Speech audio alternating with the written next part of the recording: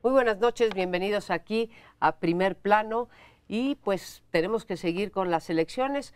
Mañana es el tercer y último debate. Hay que reconocer que los debates anteriores prácticamente no movieron la aguja de las preferencias, aunque digamos, sondeos que se levantaron después de los debates, pues algunos decían que él iba mejor a Mid o a Naya, en fin, pero pues no les ayudó en absoluto. Vamos a ver qué pasa mañana. Ya advirtieron dos de ellos, los dos segundos lugares, o el segundo y el tercer lugar, que pues se van a dar hasta con la cubeta, pero bueno, esperaremos a ver qué pasa y a ver si mueven las encuestas. Lo que hoy tenemos, por cierto, es que en la penúltima camada de encuestas seguramente vendrá una más por casa encuestadora después de las que salieron al final de la semana pasada, y las cosas siguen igual. Una ligera tendencia al alza de Andrés Manuel López Obrador, que a pesar de estar tan alto, sigue creciendo décimas nada más, pero sigue su tendencia al alza. Una tendencia en algunas al empate entre Anaya y Mid, y otras que muestran que se llevan 3 puntos, pero son clarísimamente segundos lugares o segundo y tercer lugar, como usted lo quiera ver. ¿Cuál es el problema? El problema es que está perfectamente fijado, y así lo dicen las encuestas ante una pregunta expresa, es que Andrés Manuel López Obrador ya ganó la elección, y esto pues está sustentado, a pesar de que nos dicen todos los encuestadores, oigan, esto es una fotografía del momento, refleja el ánimo de la gente, no lo puede usted tomar como un resultado final, pueden cambiar. El hecho claro es que todo mundo, bueno, la gran mayoría piensa, más del 50% piensa que la elección ya está definida a favor de Andrés Manuel López Obrador. Del otro lado empieza a circular un argumento que, por cierto, circuló ya también en el 2012, diciendo que no, que momento, que las encuestas, no es que nos mientan, pero que las encuestas no son precisas, porque si uno toma la tasa de rechazo, esto es las personas que toca el encuestador y no hubo nadie o le cerró la puerta, más los no sé y no contestó, suman, por ejemplo, en la del Financiero 62%. Y por lo tanto podríamos tener un escenario en donde se diera la vuelta y ganara quien uno no piensa ni remotamente que puede ganar el día de hoy. ¿En qué tesitura nos pone? ¿Qué escenarios hay frente a esto? Poco probable, ¿eh? Decíamos, bueno, cuando empezó la campaña decíamos si la campaña sería de 2 o de 3. Algunos decían puede ser de 3, más pareja entre los 3, otros decíamos normalmente es de 2, pues parece que va a ser de 1. De acuerdo en todo caso a lo de las encuestas hoy por hoy, si no se modifica eso de manera dramática, puede ser de 1 y tú dices 2 segundos lugares, no, 2 terceros tal vez, porque están muy abajo. Pero es cierto que quienes le tienen reservas a las encuestas, el señalamiento, sobre todo no tanto de los indecisos, sino de los que no contestan, es muy importante, muy fuerte, y entonces ese puede generar un margen de error.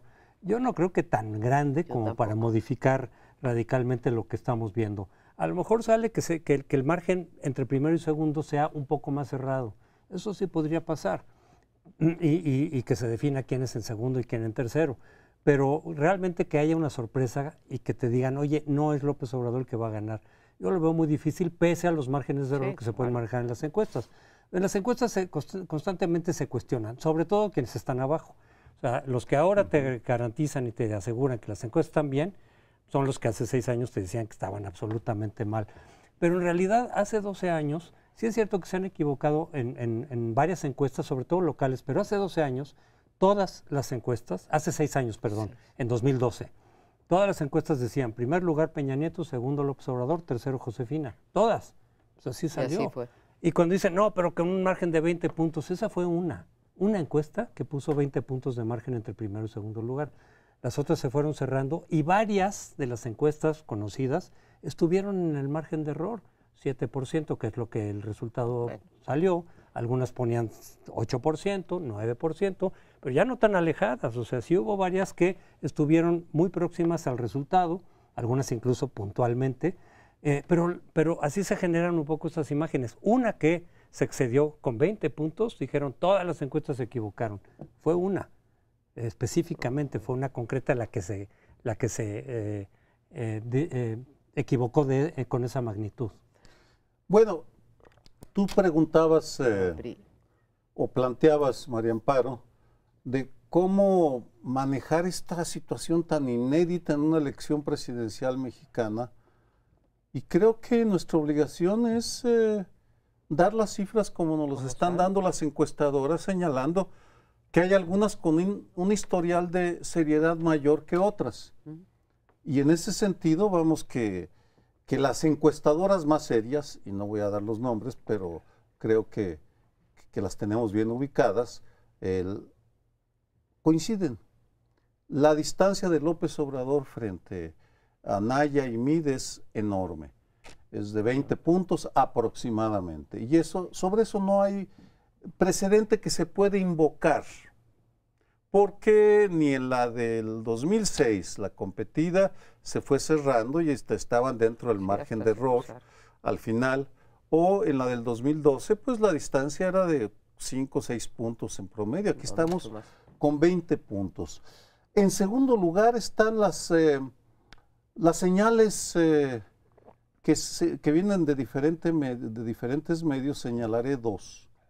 Los comentaristas más conocidos, evidentemente ya algunos profundamente antipejes, ya empiezan a modificar la virulencia de sus críticas para prepararse a dar el brinco y acercarse, o cuando menos no quedar tan expuestos.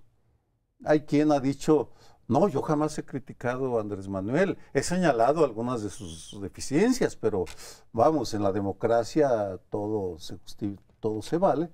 Y luego el encuentro que comentaremos en el tercer bloque entre el Consejo Mexicano de Negocios, poderosísimo, y los 4 candidatos el martes pasado, que lanzó una señal o varias señales clarísimas de que ya cada uno de los actores está haciendo sus cálculos, está haciendo los acercamientos para preservar hasta donde le sea posible sus privilegios, o bien para ceder en algunos aspectos. Pero no te adelantes tu tema.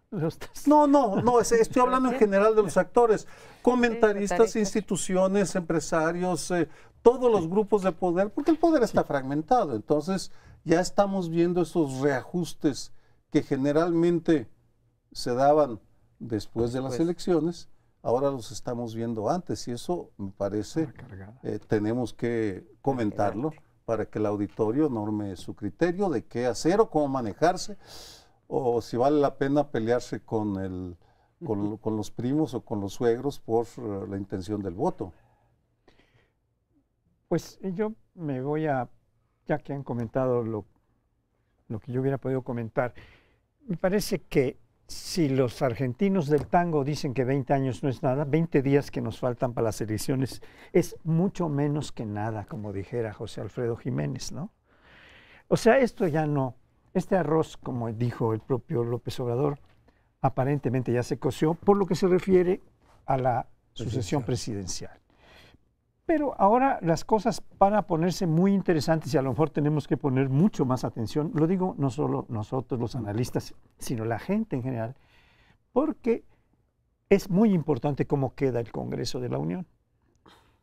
Senadores y diputados pueden poner alto a ciertas decisiones que no les parezcan las más convenientes, pueden establecer algunos lineamientos normativos, leyes, que le pongan valladares a ciertas acciones al próximo presidente, que muy probablemente será Andrés Manuel López Obrador.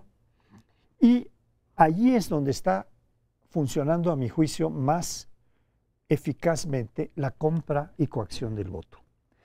Ya vieron que no les alcanzaría para comprar suficientes y bajar a López Obrador, que sí está con 20 puntos, eso es mucho más que nada, 20 puntos de distancia, estamos entre los 20 ahora, no en los años 20, sino en los 20 años que son nada, en los 20 días que sí son mucho menos que nada, pero en estos 20 días la compra y coacción del voto en función de los gobernadores, por un lado, y por el otro lado, de los legisladores federales, va a ser una de las cosas en las que hay que poner mayor atención. Mira, sabiendo que hay mucho dinero ilegal en campañas y, en fin, todo lo que está alrededor de el gasto en campaña, desde clientelismo hasta meterle lana en efectivo, tanto de desvío de recursos públicos como de parte del sector privado, yo creo, con todo respeto, que no alcanza el fraude para hacer 20 puntos de fraude. Si me dijera 5, vaya y pase, ¿no?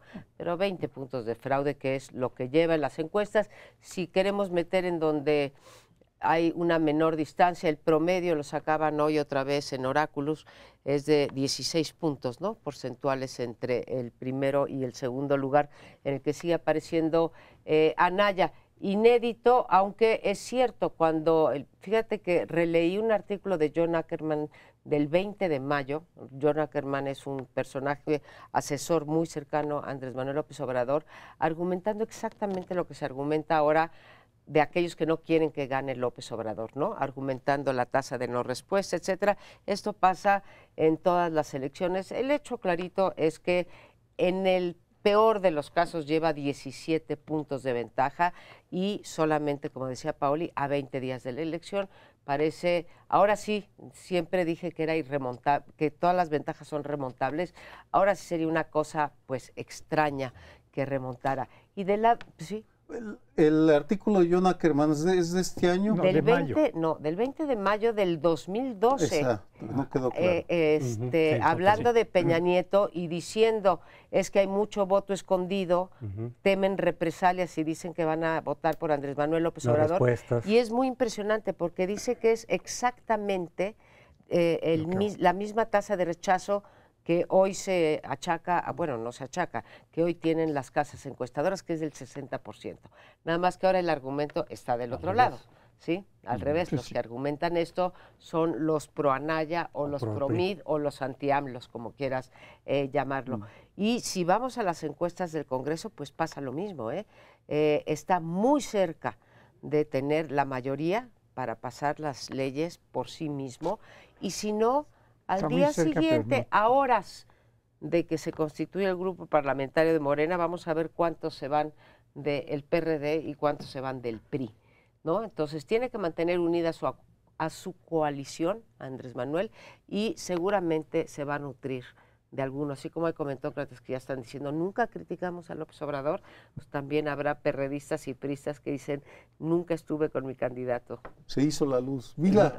El otro tema que está flotando todavía es el del voto útil, todavía se están peleando ahí, Anaya tratando de jalar el voto útil, de los priistas diciendo yo soy el que le puedo ganar a López Obrador eventualmente, de todos los que no quieren que gane López Obrador, que se concentren en quien sí le puede ganar, ese es el discurso, que es Anaya. Pero las encuestas, de nueva cuenta las encuestas, nos están diciendo que hoy por hoy el voto útil está en favor de López Obrador. También.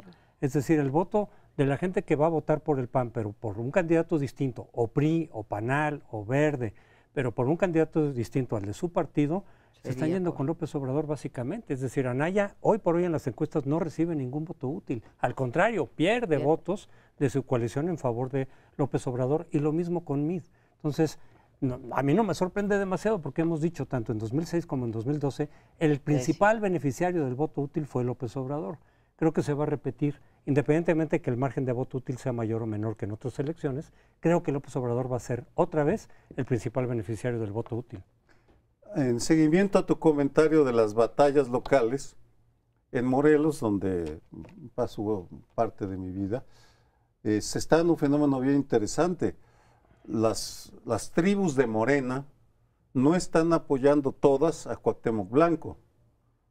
No, claro que no, porque ahí que seguramente va a ganar, en lugar de nombrar a alguien de Morena, nombran a alguien del PES, el Partido Encuentro Social, como candidato a gobernador, y según me dicen, está en marcha un proceso de, digamos, reclutamiento de cuadros corporativos por parte del PRD de Graco Ramírez. ¿Se va a fraccionar el voto?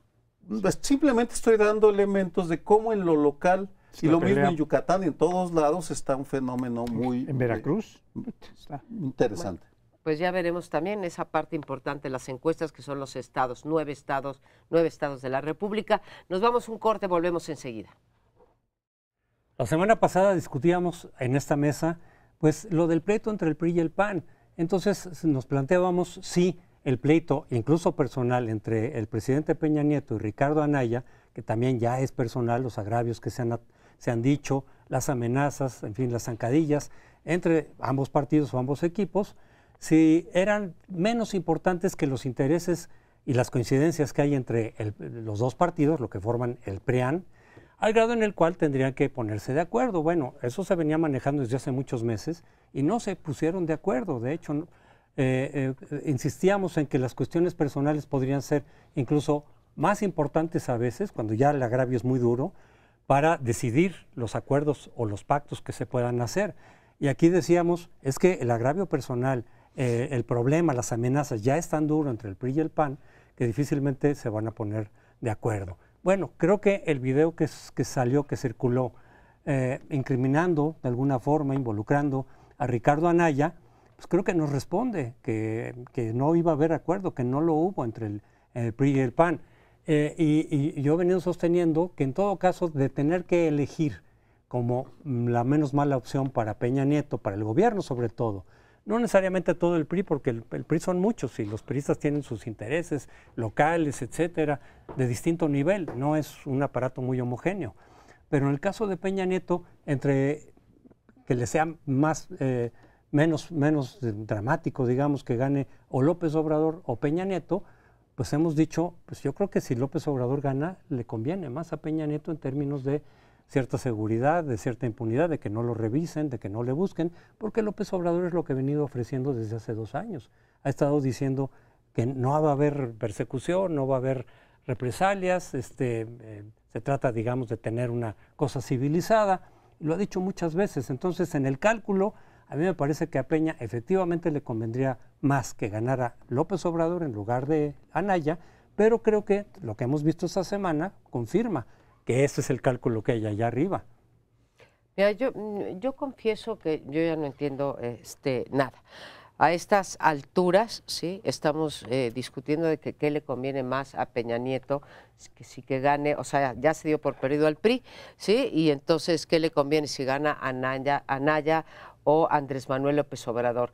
Digamos, si uno atiende, aun cuando se hayan diluido las ideologías y los programas y todo lo que quieras, pues quien ha gobernado este país desde 1997 e incluso me iría hasta 1994 es el PRIAN.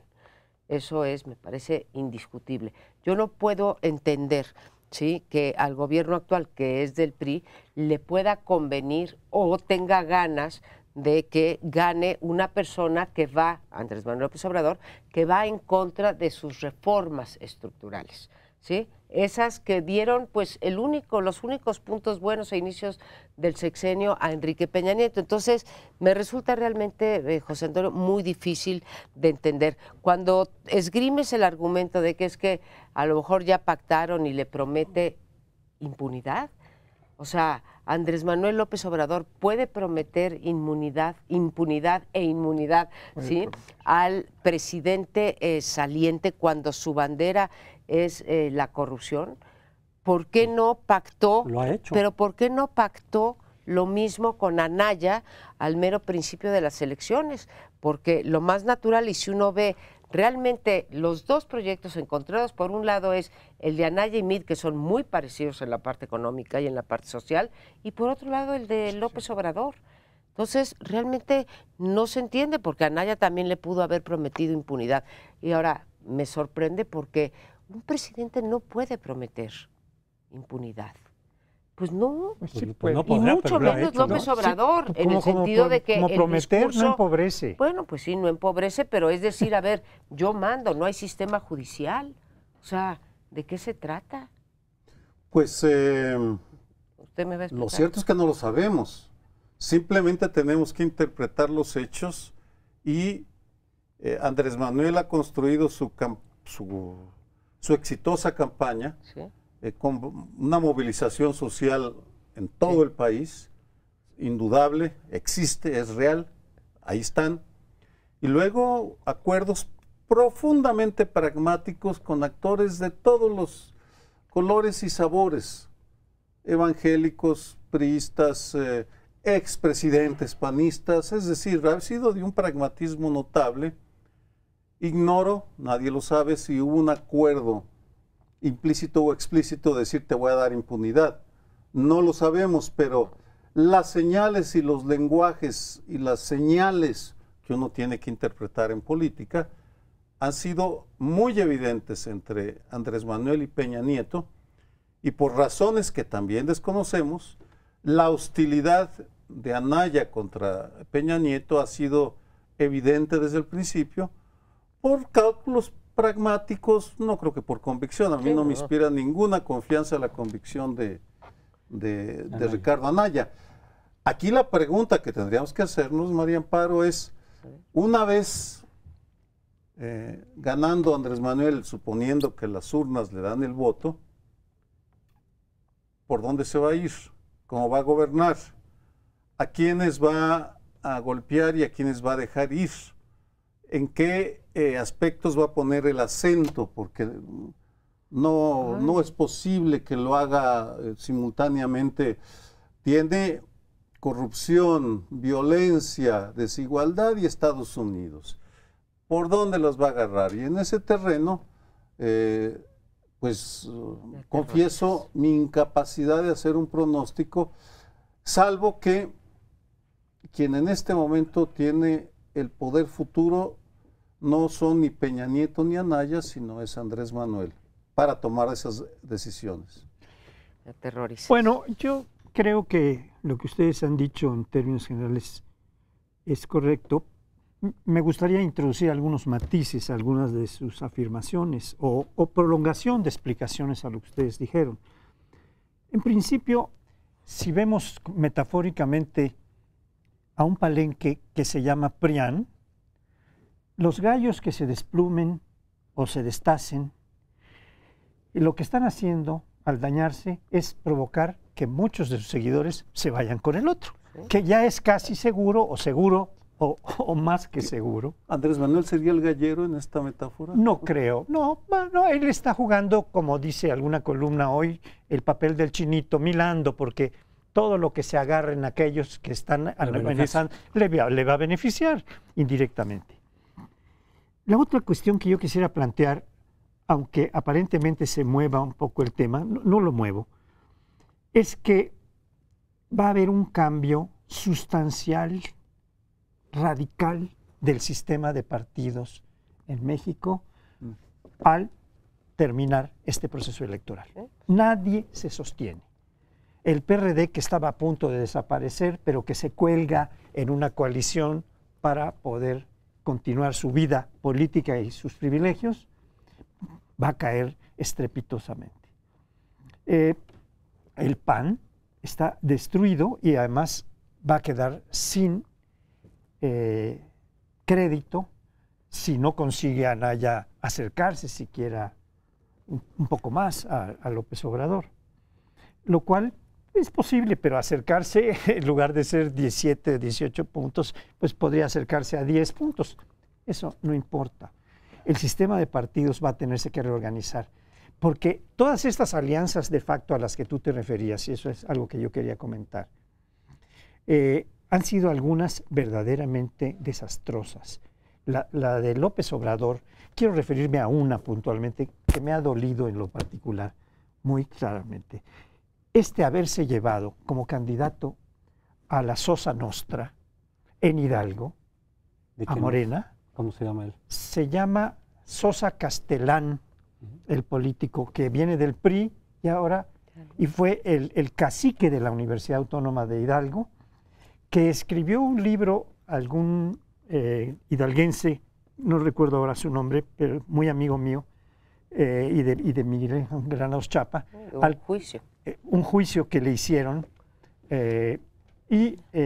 Miguel Ángel escribió el prólogo de este libro. Entonces los demandó Sosa Castellán a los dos, y ahora, siendo el hombre más corrupto que se ha posesionado como un cacique de la Universidad Autónoma de Hidalgo, se lo llevan a Morena. Como esto ha pasado en muchos estados, que se ha llevado a gente de lo más podrido, de lo más sucio.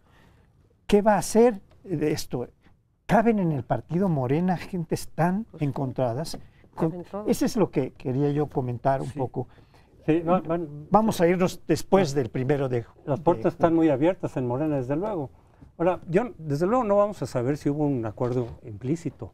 Se ha hablado de un acuerdo entre Calderón y Peña en su momento. Bueno, pues son inferencias que se hacen. O de Calderón con el PRI, o Fox con el PRI para el 2006, etcétera. Aquí no lo vamos a saber. Simplemente lo que sí me parece claro es que entre apoyar a Anaya, ¿no? Para que ganara, o bloquearlo, a pesar de que tienen el mismo proyecto, a pesar de que se supone que López Obrador no les gustaría, pero lo estamos viendo, hemos visto cómo el pleito es real, cómo se han golpeado una y otra vez, y otra vez la semana pasada. Entonces, si cuando la PGR se fue sobre de Anaya, lo que sí lograron fue bajar a Anaya, sí lo bajaron, sí lo pararon en las encuestas, pero no subió Mid. Vuelven a recurrir a lo mismo ahora, pues es previsible que en todo caso a lo mejor vuelve a tomar una ventaja López Obrador. Es decir, pueden golpear a Anaya, sí es posible que lo vuelvan a golpear, que le bajen puntos, a lo mejor incluso que Mid quede en segundo lugar, pero no será muy distante de lo que tiene ahora. Y en cambio todo eso le beneficia a López Obrador. Yo creo que precisamente el debate de mañana, tú lo comentabas hace rato, el debate de mañana yo creo que vamos a ver mucho de eso. Va a volver a resurgir este pleito entre Mid y Anaya, y si acaso Anaya diciéndole a López Obrador, a ver, ¿tú vas a meter a la cárcel a Peña? Sí o no, para que quede explícito. Y decir, claro, porque ya tienen un acuerdo. Es decir, yo creo que el debate se va básicamente a concentrar, desde luego se tocan otros temas, pero el punto central va a ser estas acusaciones, si hay acuerdo o no, si hay pacto, si en fin, el pleito entre el PRI y el PAN, Mid diciendo que es un vulgar ladrón Anaya, pues yo creo que eso es lo que va a prevalecer en el debate de mañana. A ver, yo, José Antonio, no estoy en desacuerdo con las inferencias, son las mismas que yo hago. Simplemente me parece irracional, y me pareció irracional desde el día 1, desde que empezaron las campañas. En marzo me parecía irracional esto. Y lo que tú dices me aterroriza, Sergio, porque además lo digo si fuera Anaya el presidente o si fuera Andrés Manuel López Obrador, decir, yo voy a meter a la cárcel.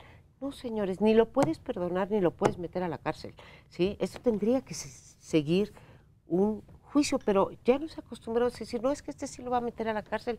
Parece, no, o sea, como Salinas, ¿no? Que metió a la quina a la cárcel. De ninguna manera lo Me equiparo aterroriza. de que la voluntad del presidente va a convertirse en realidad. Simplemente, ¿dónde va a poner la prioridad? ¿Va a dedicar a la PGR a perseguir delincuentes o perseguir políticos delincuentes? Vamos, criminales o políticos, ambos son delincuentes. Esos son los dilemas a los que me refería. Y bueno, pues eso es lo que tendremos que empezar a discutir si si los pronósticos se cumplen. Se cumplen. Bueno, pero se nos termina el tiempo de este segmento, vamos al siguiente.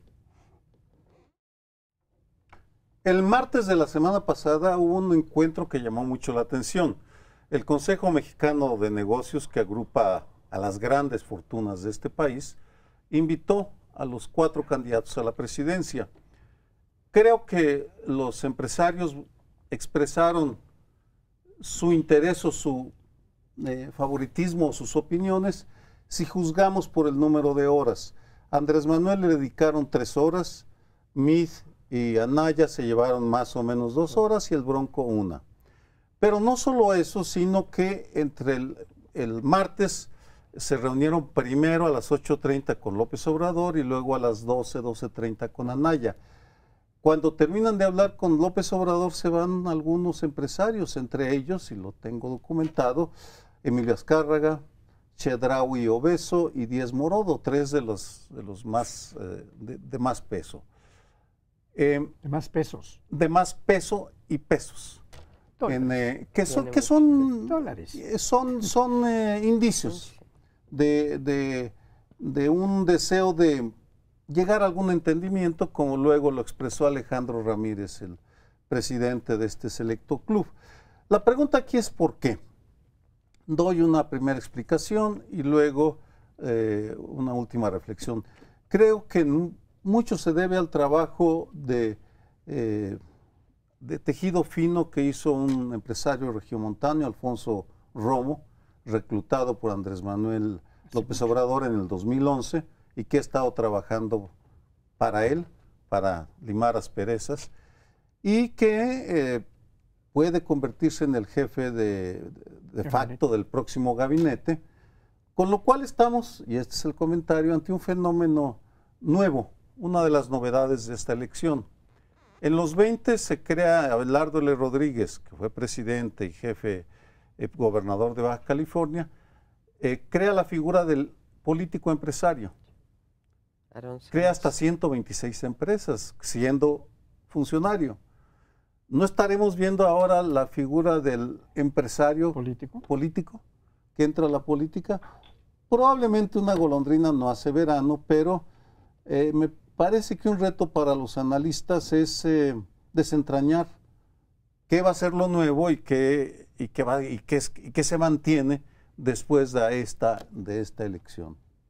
Tú hablas hace rato del pragmatismo, Sergio, cuando estabas hablando, digamos, de la gente que se ha incorporado a la campaña o que Andrés Manuel López, a los que Andrés Manuel López Obrador les ha abierto la puerta, ¿no? Gente muy diversa en todos los términos ideológicos, programáticos, en fin, lo que tú me digas, ¿no? Creo que los empresarios, la élite económica, que es de la que estamos hablando, pues es también pragmática y contenta o no con la idea de que vaya a ganar López Obrador, pues pareciera que ya incorporaron la idea de que es muy probable que gane, y de ahí una reunión además en un contexto en el que, pues te diría que horas antes, en realidad días antes, sí, los había insultado genéricamente, ¿no? Como clase empresarial, y después había distinguido a unos cuantos, ¿no? Les había dicho desde que eran responsables de la tragedia nacional hasta que eran minorías rapaces, o diciendo que no eran empresarios sino traficantes de influencia, ¿no? Son las tres cosas o los tres adjetivos de los que me acuerdo, pero insisto, casi que minutos antes de tener esta reunión. Y ahí yo sí leí letra por letra el discurso de Alejandro Ramírez, que es en efecto el presidente del Consejo Mexicano de Negocios, y es un discurso muy bien hecho, muy bien pensado, en donde logró moverse en este difícil, pantanoso terreno entre marcar la diferencia en los desacuerdos que tiene con lo que tienen con López Obrador, por ejemplo, en términos de las reformas estructurales, en tender un puente hacia el candidato y decirle claramente que les había dolido, que no estaban de acuerdo, desde luego, con los adjetivos, y que así no era el mejor camino para negociar. Ahora, el primer paso, desde luego, lo dieron estos hombres de peso y de pesos en México, ¿no? Y creo que hay que recibirlo como una buena noticia. Lo peor sería que el 1 de julio o el 2 de julio, si es Andrés Manuel López Obrador el presidente de México, hubiera un enfrentamiento entre ellos. Ustedes han comentado lo de el Consejo de Hombres de Negocios. Y bueno, por supuesto que ahí hay gentes de mucho peso y de muchos pesos, y algunos dólares también. Pero hay otros grupos empresariales que han hecho toda la lucha porque López Obrador no tuviera una votación tan alta o una intención de voto tan alta. Los que subieron y después bajaron a Margarita Zavala es un grupo empresarial. Bayeres es el que documentadamente ante el INE entregó 15 millones de pesos. La familia de Bayeres, él y su familia, 15 millones de dólares a Margarita. De pesos. De pesos, perdón, de pesos. Sí, para su campaña. Margarita entonces dijo que prescindía del ingreso público, pero pues ya tenía garantizada su campaña. Otros empresarios han ido haciendo distintas movidas, como hablar con sus empleados para decirles que había un gran peligro si votaban por ya sabes quién, aunque nunca dijeron el nombre. Tampoco ya sabes quién pronuncia el nombre, pero había muy clara forma de cohibir el voto por López Obrador, porque era un peligro para México, en resumen. Estos empresarios, yo creo que van a resignarse igual que los otros, pero van a tratar de empujar fichas que les sirvan para proteger sus intereses, para cuidar sus empresas, etcétera, lo cual aparentemente es válido en una democracia, y por eso van a poner acento en las elecciones de gobernadores y de legisladores federales en este último tramo, donde todavía sus fichas pueden hacer algo, porque ya se dieron cuenta que en la de López Obrador no va a ser una afectación. Entonces yo creo que ese es un tema que todavía vamos a seguir viendo. Todavía había algún empresario que, creo que, no me acuerdo ahorita de la empresa, de Coahuila me parece, que se pronuncia por Anaya, pero Bringas. cada vez El de Soriana va Bringas. viendo, el de Soriana, sí, efectivamente, pero yo creo que eso van a ser golondrinitas de empresariales, porque la iglesia y el capital, los empresarios, se acomodan a lo que venga de la mejor manera que puedan. Y esa es la situación en la que estamos ahora. Yo creo que a muchos de estos empresarios, de grandes empresarios, sí les puede preocupar un cambio de modelo económico que indirectamente afecte a su labor, a lo que ellos están acostumbrados en términos, digamos, de productividad, etcétera, que pueda afectar a la economía y por lo tanto también a estas empresas o a las empresas en general. Yo creo que es una preocupación que ellos tienen desde hace mucho tiempo, pero en varios de ellos también es el fin de sus canonjías, el fin de sus privilegios, de los tratos privilegiados que han tenido con la clase política, básicamente emanada del PAN y del PRI en todos estos años. Y que eventualmente no se puedan dar contratos tan jugosos como los que han tenido o la preferencia. Eso yo creo que les está preocupando y de ahí un poco también su rechazo a López Obrador. Pero haciendo un poco de historia, planteabas tú la posibilidad de una figura de empresario que entra a la política. ¿No sería totalmente novedosa? Cuando hubo los pleitos con Echeverría, entre el empresariado, con Echeverría primero y luego López Portillo, nacionalización de la banca, etcétera, muchos de estos empresarios empezaron a volcarse hacia el PAN, en favor del PAN. Incluso se hablaba, digamos, del neopanismo, nutrido por muchos de estos empresarios. Y entre ellos, digamos, salió o destacó, pues Cloutier fue el más destacado. ¿No? El más destacado como candidato presidencial y demás. del Consejo Coordinador. Que ahora dice Tatiana que tenía más o menos el mismo proyecto que López Obrador. Creo que no. Pero, en fin, estaba ahí como una figura central. Y muchos de los que fueron con él, por ejemplo, Fox no era empresario en términos de que no era dueño de una gran empresa, pero era un ejecutivo de primer orden de una de estas empresas, de la Coca-Cola. Entonces sí entraron muchos políticos de pronto, empresarios a la política en esos años y alguna influencia ejercieron, sobre todo a partir del PAN. Entonces, bueno, cada vez que hay estos choques de pronto, muchos empresarios deciden entrar a la política directamente, no solo influir en ella, sino directamente. Aquí me parece simplemente que ahorita es una tregua, y después ya cuando se empiezan a definir las políticas económicas del López Obrador, dependiendo de cómo sean, volverá a resurgir este conflicto o no. Tienes razón.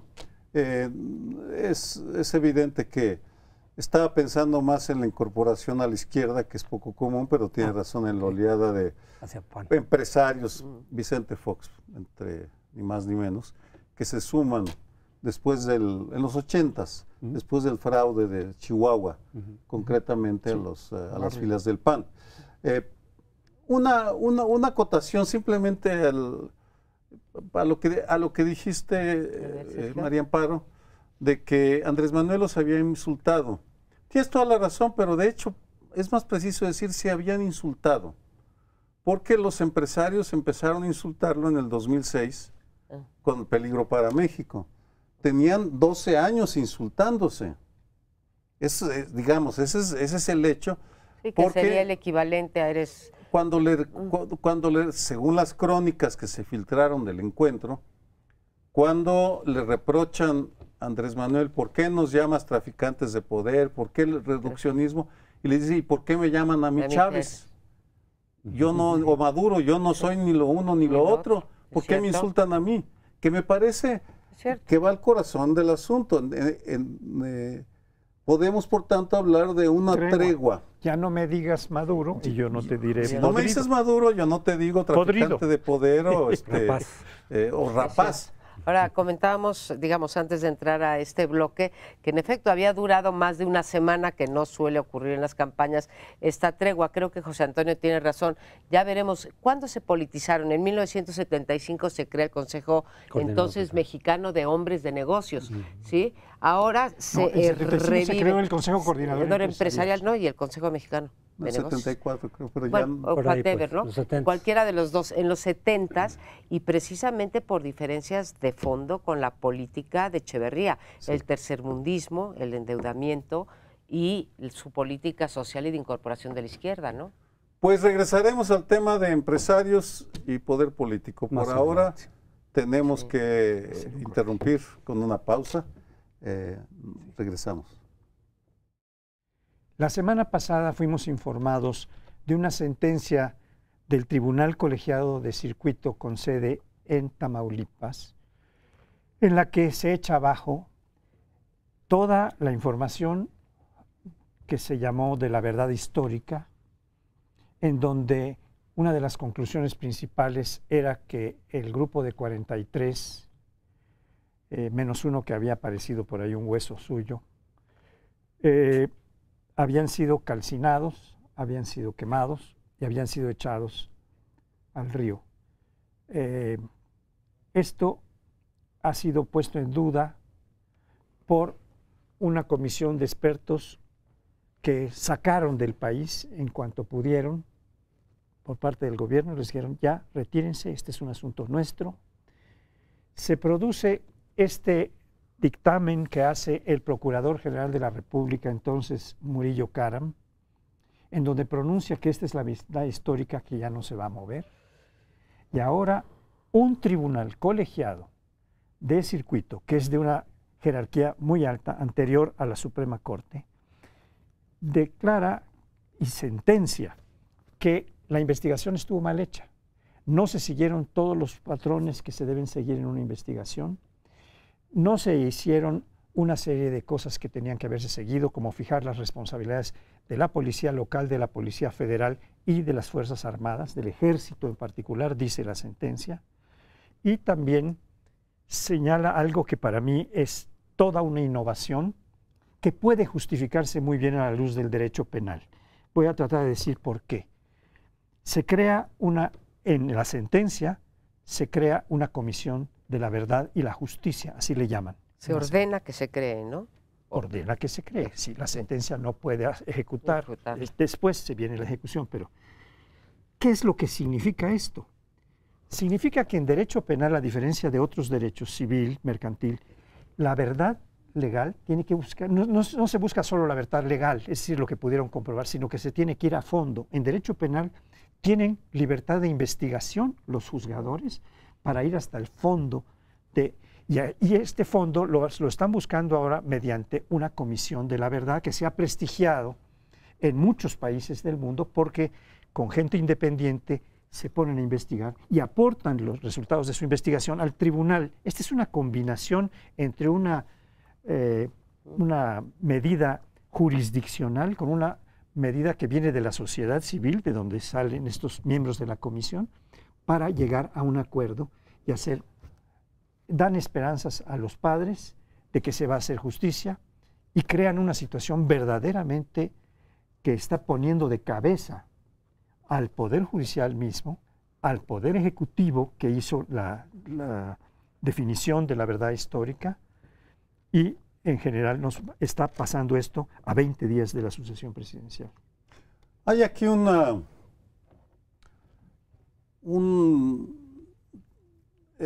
simbólicamente sería el fin del ciclo iniciado con la alternancia en la presidencia, porque Vicente Fox en parte llegó a la presidencia prometiendo una comisión de la verdad.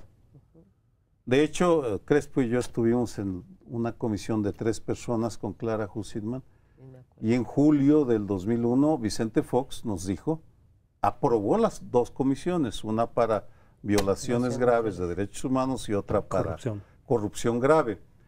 Luego lo negoció y nos mandó a volar, traicionó su palabra, traicionó la democracia, traicionó la verdad, y 18 años después, 17 años después, estamos a días de que sucediera aquel encuentro en Los Pinos, José Antonio, si recuerdas, viene un juzgado, vueltas que da la vida, y ordena la creación de una comisión de la verdad sobre un solo caso paradigmático, lo cual ha forzado o ha llevado a que Olga Sánchez, presunta o posible secretaria de Gobernación con Andrés Senadora. Manuel, prometa varias comisiones de la verdad.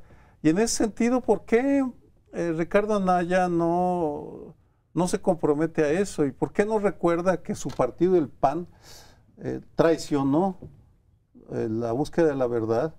Eso es lo que le quita credibilidad para mí a Ricardo Anaya. Es igual que su partido, son unos farsantes en este tema, mienten, vamos, no tienen ninguna autoridad moral para decir que ellos, ahora sí, nos darán verdad y justicia. A mí, yo lo que veo en esto, porque es una sentencia larguísima, o sea, tiene más de 700 páginas, no me aprecio de haberlas leído, pero pues como tú, tengo muchos amigos en jurídicas, tú perteneces a ese prestigiado instituto, y veo un problema. En primer lugar, la diferencia entre lo que prometió Fox, en este caso lo ordena, ¿sí? Un poder, el Poder Judicial, ¿sí? O sea, hay una gran diferencia. Quiere una comisión de la verdad en donde ustedes podrían hacer recomendaciones, incluso podrían investigar y, en fin, allegarse de recursos, qué sé yo. En este caso, aparentemente, si no se forma esa comisión de la verdad, que ya sé que no se dice mandata, pero déjame decir que mandata el juez, estarían incurriendo en un desacato judicial. Pero por otro lado, me explican que es una suerte, caerían en una suerte de inconstitucionalidad, porque los integrantes de esa comisión tendrían, digamos, autoridad sobre el Ministerio Público, que es una cosa pues que no se puede hacer, de forma tal que esto que ordenó el juez es una cosa que probablemente sea impracticable o inconstitucional, anticonstitucional. Entonces, no sé cómo lo van a resolver, porque están a días, ¿no?, de que se tenga que formar ya esta comisión de la verdad, pero que se riñe con nuestro sistema constitucional. Yo ojalá y tenga éxito, se pueda hacer, ojalá y tenga éxito y algún día sepamos qué pasa, pero entiendo que tiene estos problemas para ser incluso creada. Entonces, porque hay quien dice, en esa misma lógica, que sí, que la ley de víctimas parece que contempla la posibilidad de hacer estas comisiones de investigación y demás, sí, pero es una ley secundaria. Sí. Es decir, si la Constitución efectivamente es como tú dices, y he oído ese argumento también, decir, no, es que la investigación es monopolio del Ministerio Público, claro. Es decir, no lo puedes compartir con otras agencias que tengan origen civil. No lo sé. En todo caso, lo que sí podría hacer es que sea coadyuvante, que es diferente, sí. O sea, no que tenga la investigación con toda la... azúcar. Sino coadyuvante en todo caso de las autoridades judiciales, con personas independientes, también para la parte histórica, es decir, no solo la parte judicial. En varios países las comisiones de la verdad tienen un papel de esclarecimiento histórico, que puede dar pie, desde luego, ya en las instancias adecuadas, a que se proceda jurídicamente. Bueno, estamos en un gran interrogante respecto de esto que planteas, María Amparo.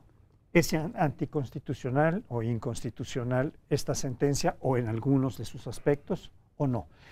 Yo creo que esto hay que dirimirlo con claridad y no lo vamos a hacer de inmediato. Tal vez en uno de los próximos programas tengamos ya interpretaciones. ¿A quién le corresponde dirimirlo? No, déjame más terminar. Lo que la sentencia dice es que hay que reponer el procedimiento. La reposición del procedimiento empieza con la acción de la Procuraduría, que es la que hace el informe que hace la verdad histórica. Eso hay que reponerlo por completo. Una vez que las cosas pasan a manos de un juez o del Poder Judicial, puede ser de un juez y después de un colegiado. ¿Y quien lo repone es la Comisión de la Verdad? Sí, que es el que está proponiendo la Comisión de la Verdad. No, la está ordenando, no la está proponiendo. Sí. Ordenando. Ahora, el derecho penal que hay que aplicar no le corresponde al procurador o al Ministerio Público, porque el Ministerio Público es representante de la sociedad, pero los jueces son los que tienen que investigar. Lo que yo decía del principio del derecho penal es que se tiene que ir a fondo en la investigación, y eso después de que pasó el tramo de la investigación que hace el Ministerio Público, o sea, la Procuraduría. Pero ese tramo ya se agotó, ahora va a tenerse que reponer. Le corresponde al tribunal, a los jueces, el determinar cómo se investiga.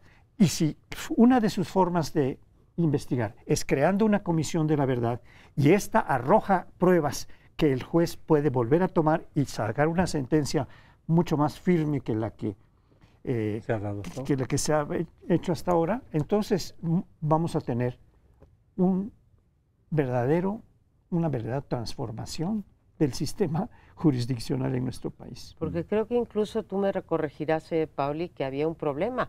Si se ordena esto, tendrían que liberar a todos los 99 que habían metido a la cárcel, ¿sí? Hasta ahora. Porque ese proceso no estuvo ¿Quién bien sabe? hecho y por lo tanto Depende de las no pruebas que son tenga. culpables, pero se lo escuché a otro Sí, integrante. puede ser que del algunos grupo. de ellos salgan. Entonces, sí estamos en un lío. Brete. Por cierto, si hubo un acuerdo popular para impunidad, es Puede ser. en un terreno, en el ámbito de los derechos humanos, la búsqueda de la verdad y la justicia sigue su marcha y creo que ahí Calderón y Peña Nieto tendrían que estar más preocupados porque en ese terreno sí van en serio las víctimas. Pero como ven, son interrogantes que vamos a ir resolviendo. Nos vemos la semana entrante en Primer Plano. Muy buenas noches.